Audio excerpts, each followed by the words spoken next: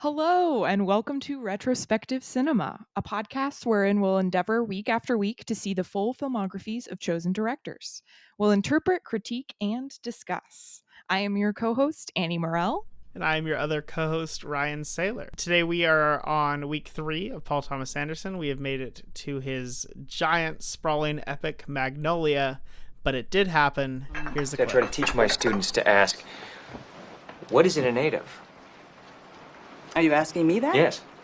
Well, in trying to figure out who you are In and aid of how what? you, well, Frank, I'm saying that in trying to figure out who you are, See, I have more important things to put no, myself it's all important, into. Frank.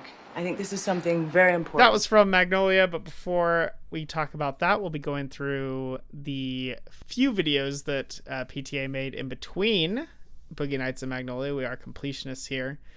He made Flagpole Special, which was a short film that had characters maybe sitting at the presentations of Tom Cruise's character in Magnolia. Unfortunately, this is lost media as far as I could tell. It seems like it failed on its first screening and then has just kind of been shelved forever. I assume you kind of ran into the same thing. Oh, yeah, and I'm very sad because I would love to see it knowing that it is about Tom Cruise's seminar, which I did not even realize. But no, I could not find it. It's not anywhere. So instead, we have 3 music videos to talk about. So the first one, Fiona Apple's Across the Universe. It's a cover of the Beatles song, obviously. Well, maybe not obviously, but... What? And it was made for the song's appearance in the movie Pleasantville, which immediately had me kind of surprised because, why didn't Gary Ross, director of Pleasantville, direct this video? And Fiona Apple apparently was dating PTA at the time. This was all news to me. Are you up to date on your 90s celebrity hot goss? Certainly not. I was 0 to 2 years old in that time, so I wasn't paying much attention. That I guess makes a little more sense then, and I didn't realize it was meant for Pleasantville, which... good movie. Yeah, I this was the Across the Universe music video was my favorite of the 3. Oh, easily. I think it has I think it has some really cool choices within it. Some sick effects, especially her so Fiona Apple is kind of singing this song in this diner, which I was for a second like, is this the same diner as Hard 8? That would be funny. No, but it's apparently the diner from Pleasantville. I haven't seen this movie. Your recommendation is good. I should check it out. But yeah, it's that's what it's from.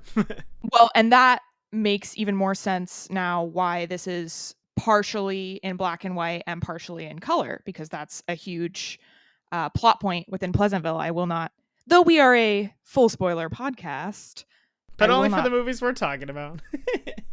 Except Psycho that one time. Oh, I can't spoil Psycho, but I can spoil Pleasantville. All right.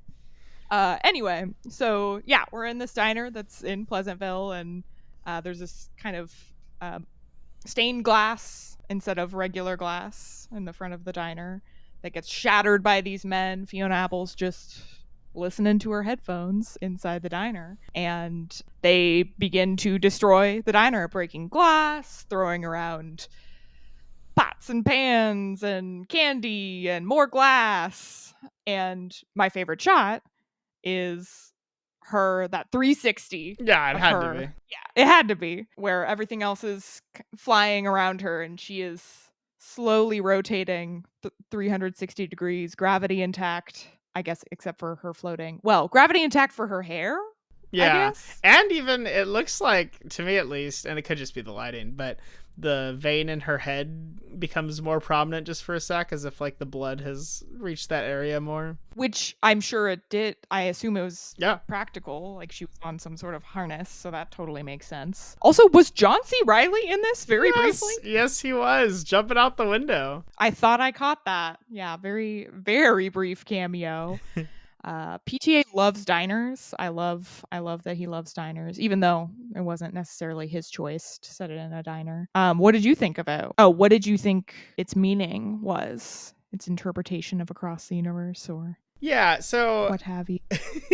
I assume that the film Pleasantville, based on this video, goes very south. And I mean, I think naming something like that, naming it Pleasantville, just unless you're going to make a comedy where everything's perfect the whole time, usually the dramatic tension would come from the utopia falling apart. So I assume that happens in this movie. So I didn't think too much about it within the context of the video. I just kind of assumed that the video was a microcosm for the film, but I could be wrong. Very much enjoyed Fiona Apple just existing within this space and everything kind of falling apart around her. The 360 shot is truly incredible. It was one of those moments where I was really glad that we dive into all the small things that directors have done, because I don't think that shot shows up in PTA's larger filmography, but is very effective, very cool. And yeah, there's also a shot where the camera is gliding across the counter as the stuff on the counter is being smashed,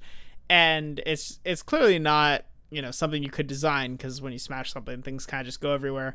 But this thing lands and kind of stops right in front of the camera before the next thing gets smashed, and just that was beautiful. And yeah, the capturing of destruction is just beautiful in the video in its off-putting way, which we'll come back to in Magnolia's obscene climax, which I'm excited to hear your reactions to, because I remember that you have not seen that film until now, obviously. Yeah, no, I thought it was a really cool video. As I kind of briefly dove into the 90s hot goss aforementioned, apparently they had a really bad relationship.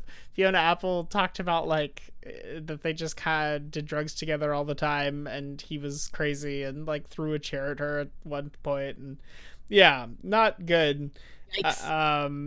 He's been I did know that PTA got sober after, I think it's Punch Drunk Love. After this, we watched Fiona Apple's Fast as You Can, which I don't have much to say. He clearly was into his girlfriend at the time. There's a lot of shots of her. Yep. And she looks cool. Yeah, some, you know, I was expecting not to like any of these, because I watched Fast as You Can, I think second. I was like, oh man, I didn't really like Won't Get to Save Me, and then Across the Universe was a pleasant surprise, because this one I just was like, what are we what are we doing here? Just, she's really pretty, she's singing to the camera. Mm-hmm. There are a lot of aspect ratio changes, and this also goes from black and white to color, and she plays around with the lens a lot. Like physically plays around with the lens. But yeah, it all, I was pretty like, how does this even relate to the lyrics that are being sung? I'm not sure that it really does. Yeah, I don't think it does. Other than the one thing I was like, this is a stretch, but maybe because she's in a subway at one point, and then there's that, you know, beginning garage shot, and then I think the end also ends with her in the garage. I was like, cars and subways are fast. Okay. I don't know. But yeah, and then, not much to say. Yeah, and similarly, I don't have much to comment on Save Me. Every scene within Save Me is repurposed from Magnolia, and we'll talk about a lot of those moments within the context of the film. But for the music video itself, it's mostly just Amy Mann singing her great original song written for Magnolia within scenes from the movie. Maybe as promotional material or as reflection. Either way, it's cool, but there's not a lot to dissect. Yeah, she's just kind of standing, rotating sometimes rotating. True. I think the only thing that I really have to say about Save Me, I mean, and it is in the film as well, right? In addition to my bad. Save Me is the song that drowns out our characters at the very end of the film. It's what we go to credits to. Okay. See, this is why I need to always wait until the very last minute to watch these, because they're super fresh in my mind. Wait a couple days and I just won't know what's happening. But anyway, I wanted to point out the very first lyric in the song Save Me, because especially because I was reading about how much Amy Mann was an influence on Paul Thomas Anderson writing Magnolia. The first line is, "You look like a perfect fit for a girl in need of a tourniquet."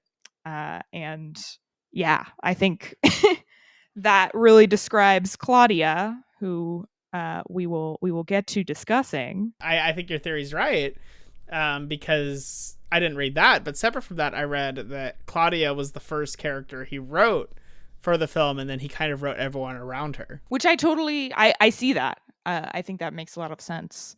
But before we get to our discussion, this week I have a little game for you to play if you are so inclined. There are a lot of characters in this, as you have alluded to. And I thought it would be fun to try to get you to, from memory, guess their names based on the actor's name. I don't even think I'd have Claudia if you hadn't just said it.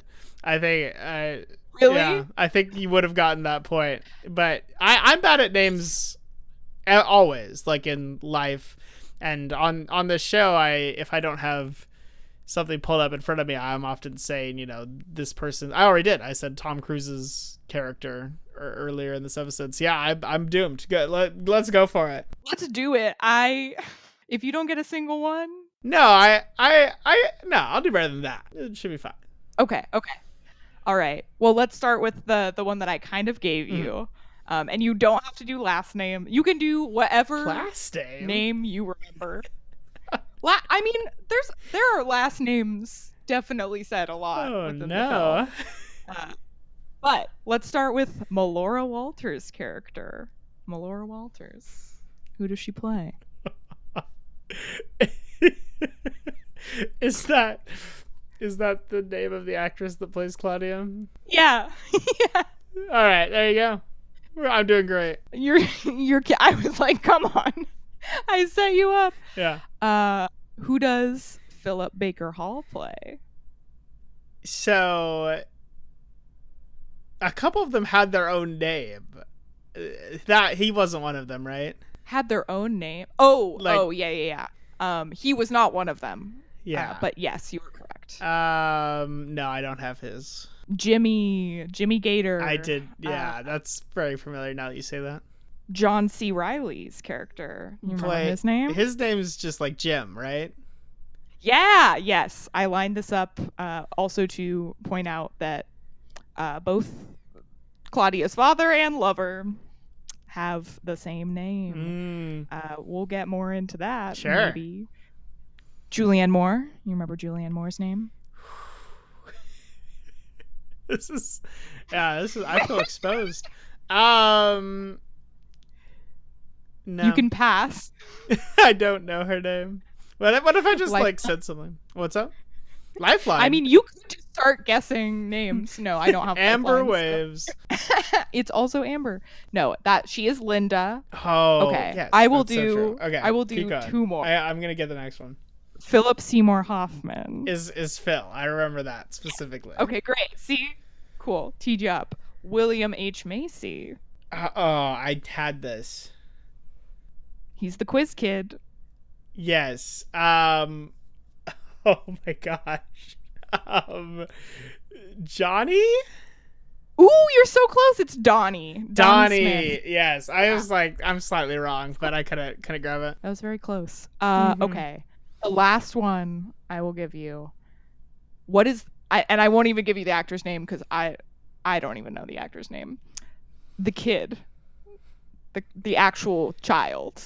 Oh. Stanley.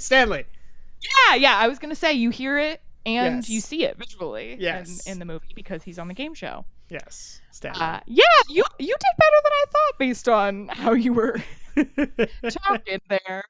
I did have a bonus round, like a hard mode, but I won't even.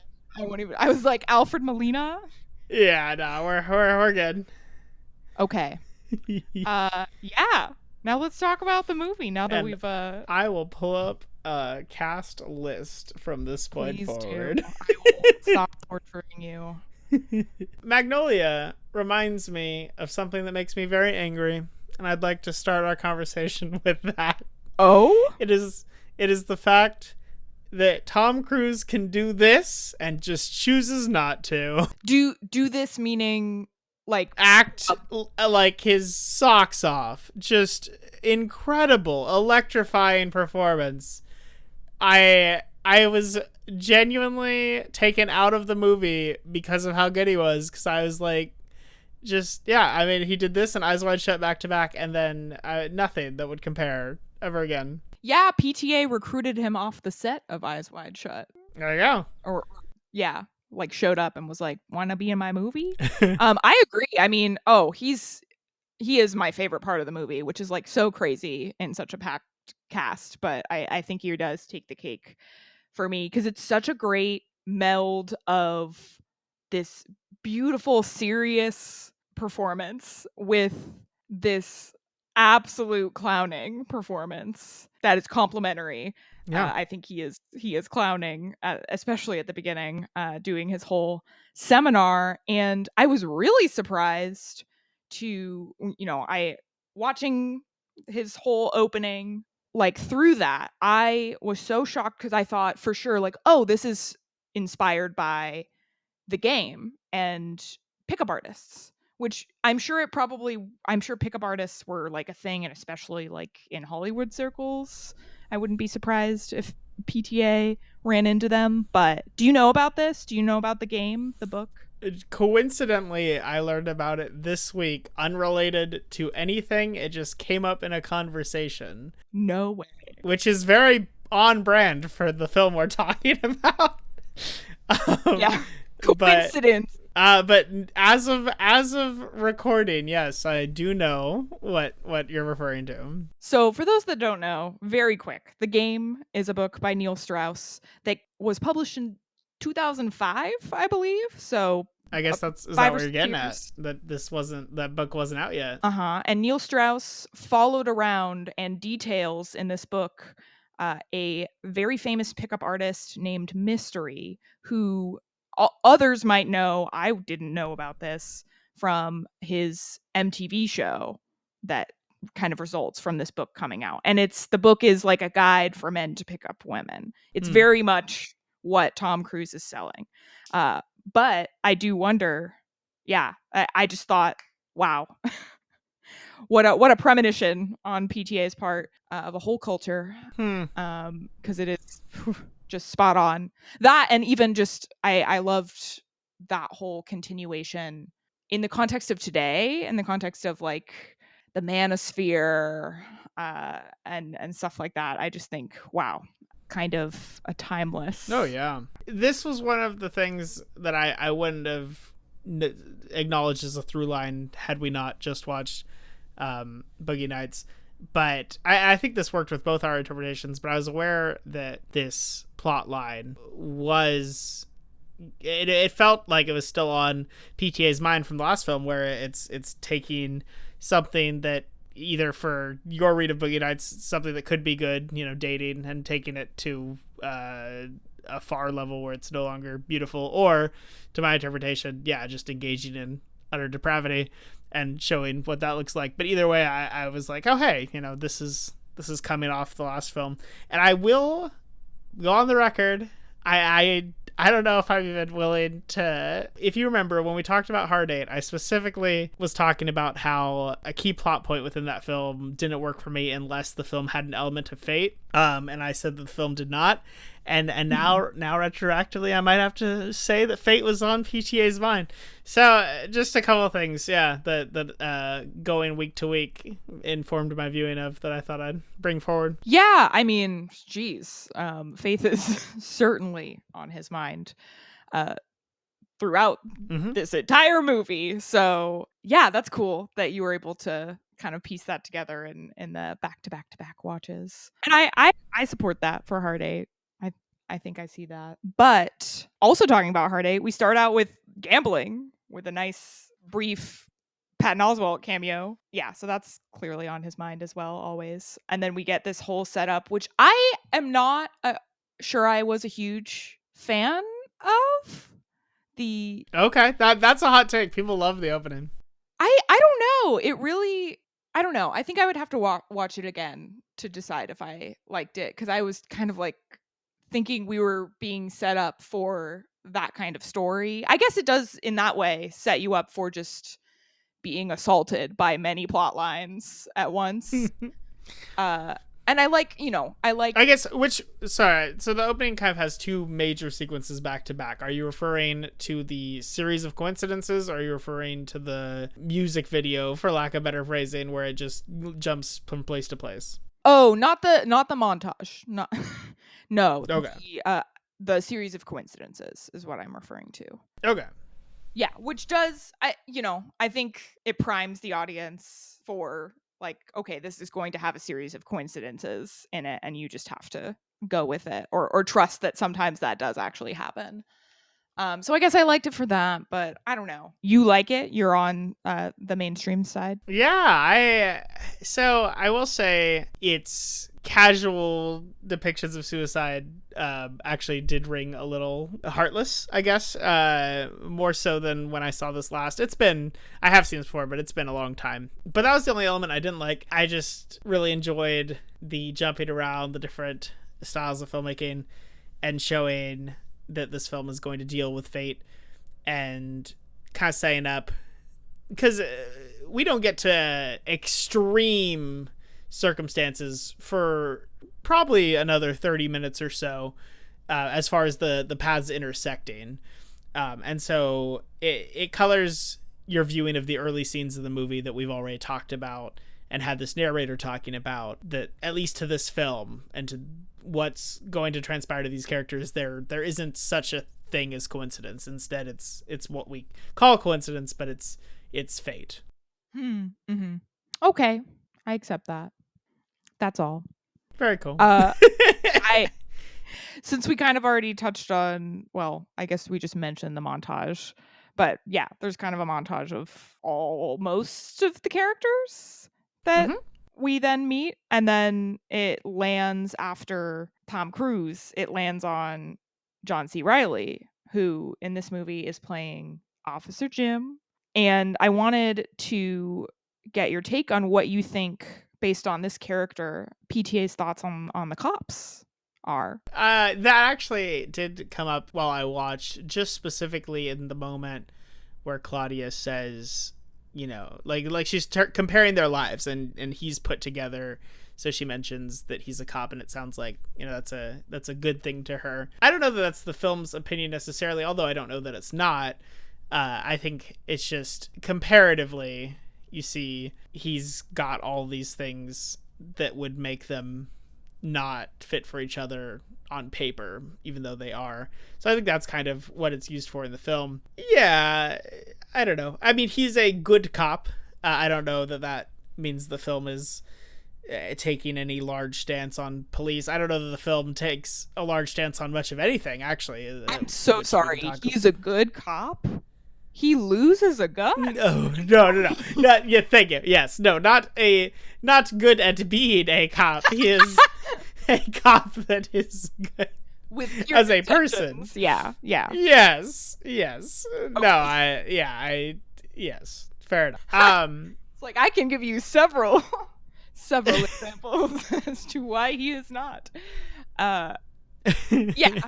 Okay. Yeah. I feel like I think what I saw was, well, first of all, casting John C. Reilly, who at this point is PTA's resident dumb boy. Can I just briefly acknowledge that this is our 7th film, and John C. Reilly has been in 4 of them? That's so true. Oh my gosh. And he was kind of a dumb boy, and we need to talk about Kevin. Yeah, but if all of the films you were exposed to were the ones that we watched, you would assume this man is in every film. Like, just this guy's everywhere. The hardest working man in Hollywood, at least. Yeah, you would think. 90s. Anyway, sorry for cutting you off, but I just that actually was on my mind watching the film. I was just like, how often are we going to see John C. Reilly in films? This is actually a John C. Reilly podcast. Yeah, we just didn't tell anyone. It's the Reilly retrospective. But no, that's, oh man, no, I'm glad you pointed that out. Thank you for derailing me for that. But John C. Reilly's character does kind of, the first thing we see him doing is he likes to talk to himself in his police car, hype himself up. Yeah. And he has this speech where he's talking about like why he is a cop and he wants to do some good. Followed immediately by him just handling a situation so poorly. He immediately goes into this woman's house and, in my opinion, escalates it unnecessarily. And kind of also later in the movie sort of takes advantage of his position, like with Claudia, I would say. I think he's very careful in the beginning, kind of trying to feel her out, but does ultimate, like, that's just unprofessional, you know? Right. So and he does say that, at least. Not that makes it right, but he, like, when he asks her out, like, he is feeling that. I do want to point out too that, you know, the first scene is him encountering a black woman, a black civilian, and then the second scene with Claudia, she is a white woman, and kind of the different ways that is handled. I don't know if necessarily it's a comment on, you know, that's fair. How I didn't. I don't know if it's intentional, but I did clock that it is, you know, two very different tenors that he approaches those two civilians with. You might be onto something. I thought, because he, with the first scene, he comes in, he legally has to have had a warrant, like, based on how he proceeds, and then, like, he finds a body and such. So I assumed that the way he was treating her, though it was attention grabbing, was meant more to show, like, how he behaves when he has kind of decided someone is guilty, which he kind of comes back to toward the end of the film when he's talking about, you know, how he forgives some people, has to send others to jail, that kind of thing. Yeah, I can definitely see how you read it, and I'm not sure if it wasn't a comment, then they probably should have cast better, because I think what you're saying is fair and would detract from the message that I think the film was actually getting at. But yeah, you may be right. Yeah, no, I see what you're saying about casting. Yeah, I think, you know, that's what color conscious casting is all about. And, you know, this was the late 90s, so probably not a thing at that point. But anyway, just wanted to point that out. Yeah, and he's real dumb. That's the main thing I want to point out. But you know who's not dumb? Who? Or at least wasn't at one point. William H. Macy's character. I was so glad to see more depth to that character, because when he first shows up, I thought it was like, his character in Boogie Nights isn't that far from his character in Fargo, and like, but this one's got some other stuff going on. It was cool. Yeah, I wrote down, does a good thing ever happen to William H. Macy? Aww. Yeah, because he is definitely the heel. Like, that's his type at this point in time as an actor. But I agree, we see a little more depth with him, and I mean, he wants braces, and you kind of wonder why until the hot bartender with braces is revealed. Yeah, and then, you know, his other kind of, so he's pining for this hot guy with braces, and then he is also a former quiz kid. He won a bunch of money as a child on, is it the same quiz show? Yes. Okay, it is the same quiz show. On What Do Kids Know? Is that what Yep. it's called? Hollywood stars and celebrities. Do Wow. they know things? Let's find out. That was a BoJack Horseman reference. Good on you. You know, it's a good reference when the receiving party has to say, that was a BoJack Horseman reference. I just don't want to be exclusionary to those who may not have had the pleasure of watching BoJack Horseman. But anyway, yeah, and so now he is, as an adult, he got struck by lightning. Is that what happened? Am I making that up?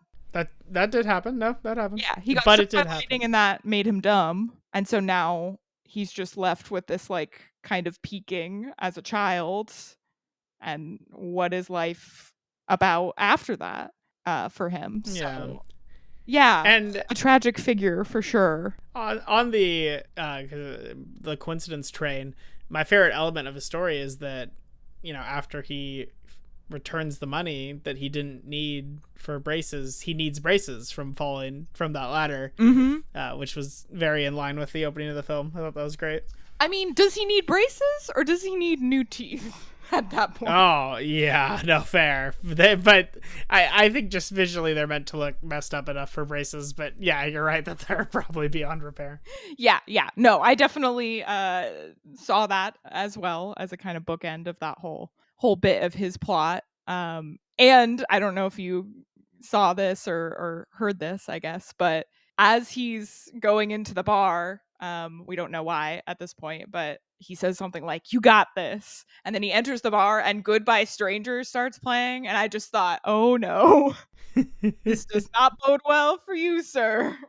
Yeah, it's a really neat film, which I had a question for you. I found a quote that PTA gave to, I think it was Guardian back in the early 2000s, and I actually haven't asked your opinion on the film, so I was going to ask.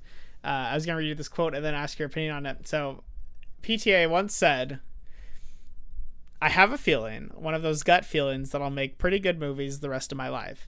And maybe I'll make some clunkers, maybe I'll make some winners, but I guess the way I really feel is that Magnolia is, for better or worse, the best movie I'll ever make." So he has since rescinded this opinion for the record. But at this point, imagine you have not seen anything else he'd go on to do. What did you think of this compared to his other two, and where do you think he could go from here? I do not think this is better than Boogie Nights. I don't either. I do think it's better than Hard Eight. I think it's deeply ambitious, and the fact that he was able to pull off this insane script and have it flow so well, which I do want to talk about, the scene transitions. I don't know how he does it, but it's so good. It's a great movie, but yeah, definitely I think Boogie Nights is a better film. Yeah. It's a little more, like, I found myself personally not that I was bored. I wasn't bored by the movie because so much is happening all the time, but I was like, wow, this is long. And I have a pretty hardline opinion on movies over 3 hours that I have seen only a couple in my life. No.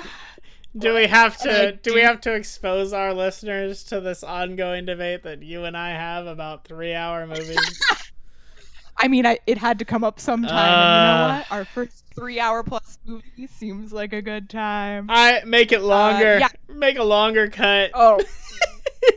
No, I'm kidding. Absolutely not. No, and even Paul Thomas Anderson has said since I did that he thinks he would probably cut it down, and I agree with him. I'm glad that he came to my opinion. I disagree with his later opinion. And for actually what my complaint of the movie is, which all of this was a roundabout way of getting to my large complaint with the film, is, I alluded to this earlier, that the film doesn't have much to say, and I think that's why I like Boogie Nights more. And what it comes down to is, I actually don't know the count, but there's at least easily 10, right? Main characters in this film. Yeah. And so there's 190 minutes of screen time. And it's a little more complicated than basic math because some characters are in scenes together, and sometimes, like you were talking about, the transitions, the dialogue from one scene will be playing while another scene plays. But more or less, every plotline has about 19 minutes to exist, and that just isn't enough time to establish these characters. So what you get a lot of the time is, especially Julianne Moore's character, I felt this the most with, is just we stay at a 10 the whole time, and there's no ebb and flow. You don't get to see the different sides of these people because there's just no time to do so. So I was joking earlier on making the film longer. for the record. But that might solve my problem. Yeah. So I don't know. Did that? I kind of jumped around, but did that work for you, or did you feel the same way? Just the amount of time each individual story was given. Yeah, I guess, and just the way that the characters are and have to be given what the film is. I mean, I think it's characters who are all on the brink of one of or the most extreme moments in their lives, in their individual lives. And so it didn't bother me that everyone was kind of at a 10 most of the time. Because it made sense based on the circumstances. I think I do see what you're saying, that especially, and I agree, I think Julianne Moore is just every time she is at an 11, actually. If everyone else is at a 10, she's definitely at least at an 11, because she's just, yeah. Oh, so yeah, there's one time where it cuts to her trying to kill herself with fumes, like exhaust fumes in the garage, and like you don't even get the setup for that scene, but you don't need it because that's just like, oh yeah, that's what she would do. Yeah, classic Linda. either trying to get more prescription drugs or trying to kill herself. Pretty much her entire plot. Yeah, but no, I definitely don't think there should have been more. I almost feel as if there probably could have been a consolidation somewhere. Like we probably could have done, and maybe you can't. Maybe that's why he couldn't. I know I read that, and I think we alluded to this earlier, that Claudia was the first character that he conceived of, and that he built the rest of the characters around her. And it was originally supposed to be a much smaller cast of characters, and it just kind of kept growing.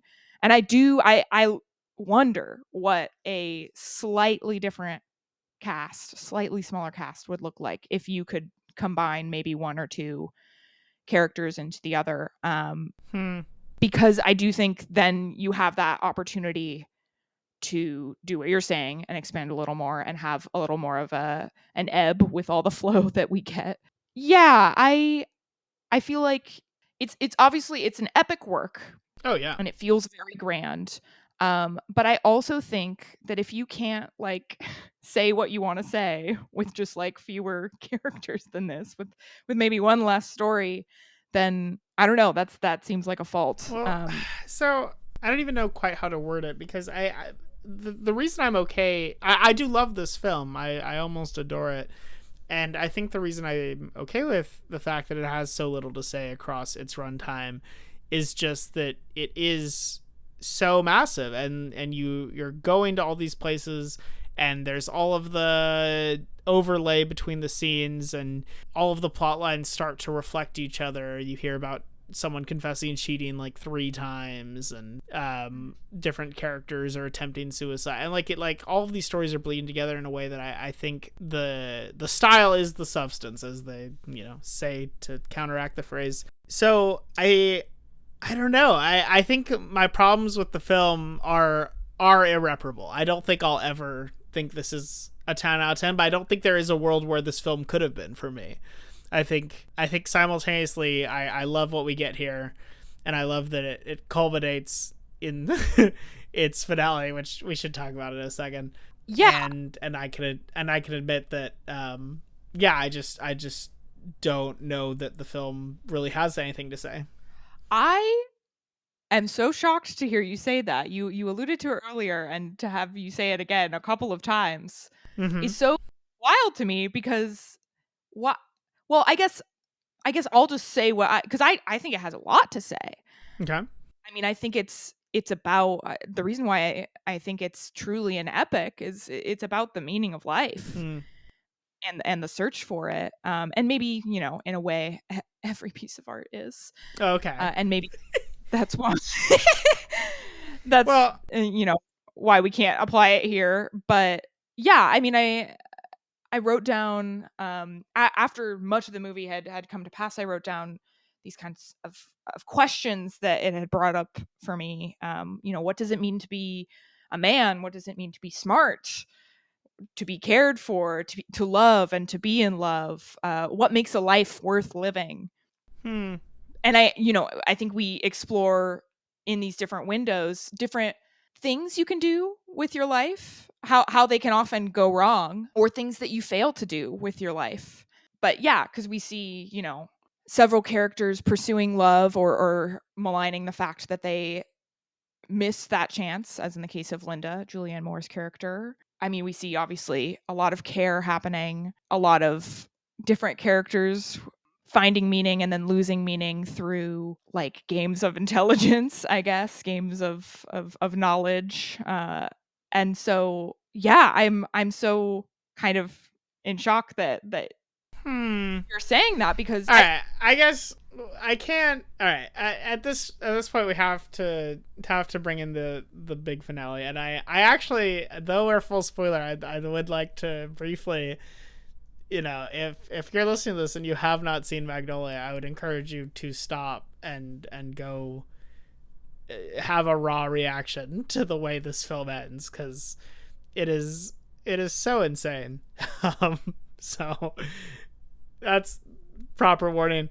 For me, the message I got, because God gets involved, is that there's only so much suffering the world can take before fate, or what we perceive as fate, but at least in the film is literally God, has to intervene and kind of put the world back on track. And that is an interesting message, but I think the reason for me that makes the film feel like it doesn't have much to say is it takes us 2 hours and 45 minutes to get to God saying, all right, like everyone needs to stop and reevaluate what you're doing, because when push comes to shove, does any of it matter when frogs fall from the sky? And I do think that is beautiful. Like I love the climax of this film, but I do think that it inherently, with the way I interpret it, makes everything that comes before it not matter that much. So I guess I'd ask two things. I'd ask what your reaction and interpretation of Exodus 8:2 as is showed throughout the film is. Did you look up the verse? Do you know it? I did look up the verse. I certainly couldn't tell you off the top of my head. It's just slightly paraphrasing. It's something like, if you do not let them go, I will make rocks fall from the sky. And then, from your interpretation, what do you do with the rest of the film? Oh, well, I think it actually, I think you've kind of answered it for me, unbeknownst to you, maybe. Because Okay. I think, I wrote down all those questions and I was feeling all those things before the frogs fell from the sky. And I think that's a very clear answer to me from Paul Thomas Anderson, that nothing really matters. It feels like nihilism to me. Nothing matters, but maybe it's not nihilism, but nothing matters. No, I think it's more, if we're going to stick with the Bible, I think it's ecclesiastical. Just, because everything's fleeting, just chill out. Yeah, exactly. And just try to make the most of it. I do, yeah. I feel like it's still held with how it ended for me. You do what you want with it, and stuff's gonna happen, and I don't know. But and I think, even if you don't get something from it, and maybe this is your point, even if you don't find any of the themes that I think I found, it is just they're great character studies. Every story. Yeah. So interesting, so fascinating to see these people in such extreme and unique situations, each of them. I do want to talk about the singing sequence, because Yes. I did not like it. Okay. I'd forgotten entirely that happened, which maybe speaks to how big the frogs are, because in any other film the singing would be surely the largest swing for the fence. And I was like, oh yeah, well, I didn't remember this was happening. So that song, first of all, is not quite an original song. Did you look into this? Do you know what I'm talking about? No, please regale me. Okay, so the song was recorded as and written for and recorded, there you go, as an original song for the film Jerry Maguire. Oh. And it was unreleased, and then PTA repurposed it for this film. So it's not quite an original song, but there isn't a universe that, well, I was gonna say there's not a universe that exists where people have heard the song, but maybe the characters in this film have. But I guess to my point was that I think they're supposed to be singing a song that none of them should have heard or know. So I'm not saying that makes the scene good or bad, but I think it is an interesting element that this isn't the characters getting together to sing, Hey Jude, where they've all probably heard it at some point in their life. This is a song that doesn't exist prior to the film. And yet, what we get is not the backing track and then each of the characters who sings over that. What we get is basically, it kind of seems like, oh, maybe it's playing on the radio in some of these scenes. And right. Man is singing and the characters sing over her. And that, to me, if you're talking about like, oh, have they heard this song before? It's like, well, if someone else is singing it, then yes. And maybe it's an alternate universe where it is in Jerry Maguire. That's the one difference. So the reason it works for me, and I could totally be wrong, but you actually just talked about it. So they're drowning her out while she says stuff that applies to all of them. Yes? Yeah, but they're saying the same words. Well, one sec though. Okay. And then at the end of the film, she drowns the same singer, Amy Mann, drowns them out with her words that then apply to all of them. So it creates I don't know why. So maybe that still doesn't make it good. But there is a strange reversal of roles between the song that plays in the film that is important to all our characters. Yeah, I mean, okay. I guess.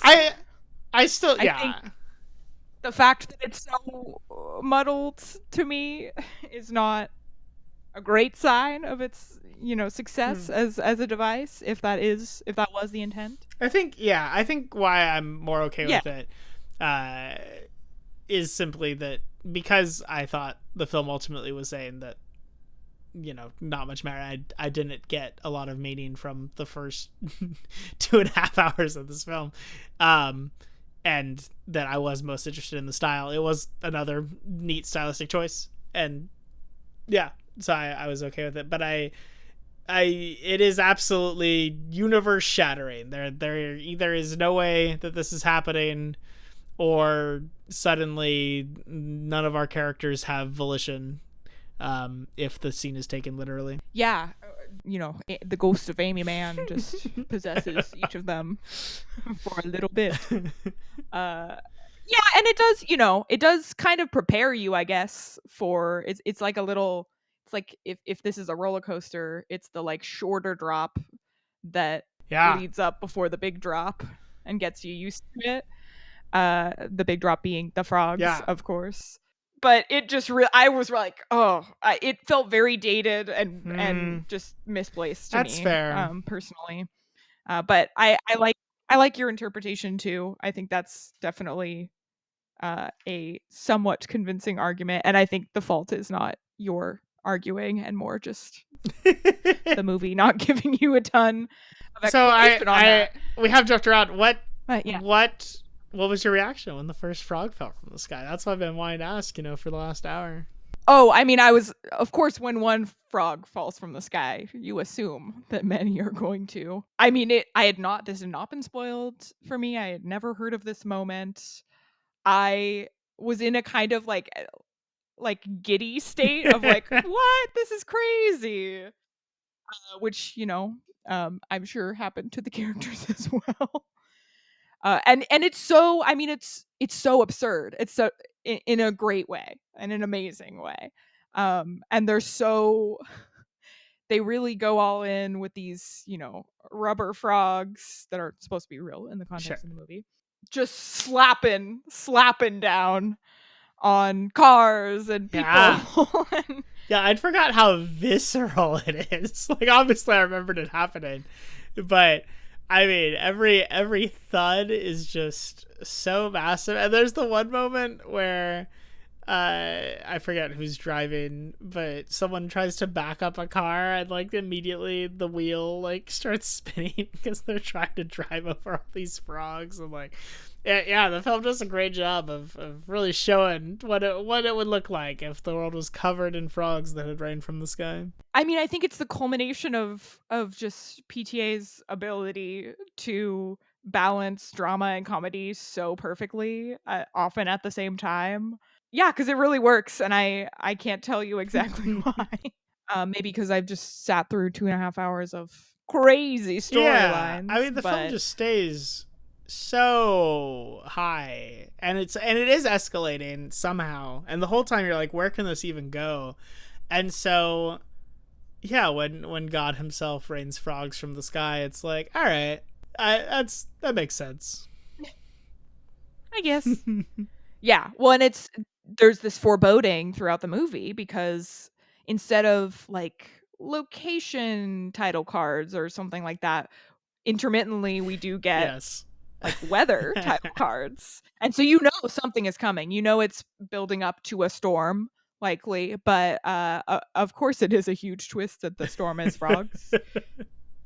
I love that choice so much. Makes the film for me. But just like I said before, it does make the whole thing, I guess, feel like it doesn't matter, but I think that is the point. It's so you may have had abuse, and you may have lost your gun, but you two can love each other, because at the end of the day, does any of that matter compared to frogs raining from the sky? Wow.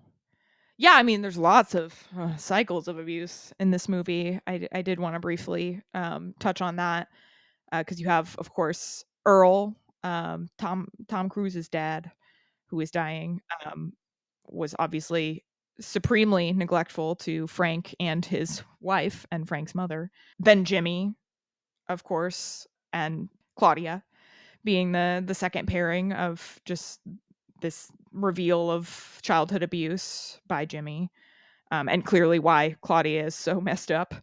Yeah, she is the least confident person in the world, and it's really, I think it's as distressing, or it was for me, to watch her character as it is Linda's. And they're both drug addicts too, which is probably also why. There's kind of a nice parallel in between them, because they're just so like frantic and high strung, and you're just worried about them the entire time. And the third pairing is Donnie to Stanley, not directly, of course, but kind of Donnie being this adult version of what Stanley, the child on the game show, who we haven't talked about a lot, could become potentially, because his dad is just kind of like making him do this because he likes to learn. Yeah, it's I think there are varying degrees of success. Overall it's handled pretty well. I think the whole film's pretty miserable at times, and the most successfully miserable one is Claudia's dad saying that he doesn't know if he did that, and being totally truthful in that. I thought that was handled the most interestingly. Stanley's plotline works because he is a kid. It's very sad to see this kid piss himself, as he says, because no one will take the needs of the child over the fact that he provides this entertainment for people. But there's obviously a little less going on there. Like, it is pretty simple, but yeah, that actually is a pretty impressive element of the film, is that it does have all these different types and cycles of abuse, and often goes into them very quickly, and yet doesn't really feel manipulative in a way that a lesser director would definitely see their film becoming. Yeah, I agree. It doesn't feel like like any of the abuse is just like a novelty or really like shoehorned in there. It does feel very intentionally done. Yeah, and they all kind of have moments of reckoning with their types of abuse. Of course, I assume what scene we're thinking of the most when we think of Tom Cruise's great performances, when he is at his father's deathbed and talking to him, and just cycling between being so angry at him, and rightfully so, to just being sad because it's still ultimately his father dying. Yeah. Yeah, and I mean, he's mourning not so much the man, but like just mourning that this man should have, like, what this man should have been. And even the fact that he's reaching out now, and like, is that, like, does he have the right to do that? And yeah, it's so many layers to that work really well. But my favorite single moment is when a tear has already fallen in the middle of him saying, "I'm not gonna cry." Yeah. Which was ad-libbed, apparently, I read. Jeez. Yeah. Oh, I mean, you're right. What is he doing? I guess he just likes being a stuntman more. I don't know. That I'm sure that pays more of the Scientology bills. Somber emoji. yeah. We could have this. Yeah. In a world where Tom Cruise continued his run from 1999, that could have a Daniel Day-Lewis. Like, I don't even know. I mean, the performance in this film is just insane. And anger. Yeah, I mean, 90s Tom Cruise is my favorite Tom Cruise.